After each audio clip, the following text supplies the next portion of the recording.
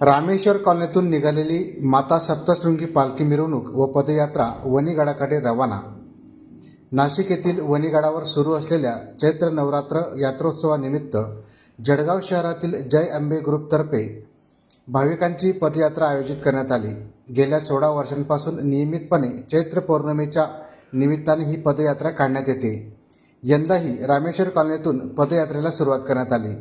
शनिवारी 5 एप्रिल रोजी दुपारी 3 वाजता निघालेल्या यात्रेत 200हून अधिक महिला व पुरुष आणि तरुण भाविकांचा उत्स्फूर्त सहभाग पाहायला मिळाला।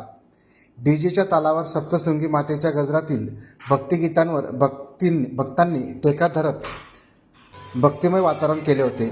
मार्गातील प्रमुख चौकांमध्ये फुलांची उधळण करीत पालखीचे स्वागत करण्यात आल्याचे पाहायला मिळाले।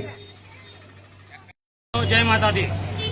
आपली पालखी ही 17 वर्षापासून सतत वणीगडावरती पायी जात आहे आणि याचं आयोजन आपले बंधू सुनील सक्के हे सातत्यानं करत येत आहेत आणि यामध्ये आमचे मालक अनिल हरिशंकर अग्रवाल यांचे मोठे योगदान आहे। कुठून आणि कशी जाते, किती दिवस आमची ही पदयात्रा जळगाव ते वणीगड ही 6 दिवसांची पदयात्रा असते। 7व्या दिवशी दर्शन घेऊन आम्ही जळगावी परत येतात।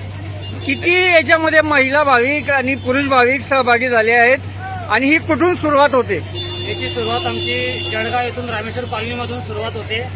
ती पाडती मार्गे, परवडा मार्गे मध्ये धोडक्याच्या जंगल मार्गे, मालेगाव, सटाणा, देवळा अशा मार्गे, नांदुरी अशा मार्गे प्रस्थान होते। माझं नाव संजय सक्के, अंबाबाई ग्रुप जळगाव खानदेश। आमची 17 वर्ष वारी पूर्ण झालेली आहे। आता ही 17वी वारी आहे आमची आणि आमचं सहपरिवार, सहकुटुंब आणि सहमित्र परिवार दरवर्षीप्रमाणे यावर्षी पण पदयात्रा चालू केलेली आहे आम्ही जळगाव ते श्री सप्तशृंगीगड। ग्रुपचे नाव अंबाबाई ग्रुप जळगाव खानदेश। ओके, किती महिला आणि किती पुरुष भाविक याच्यात सहभागी झाले? तरी 100 ते 150 लोक सहभागी झालेले आहेत, लेडीज मिळून।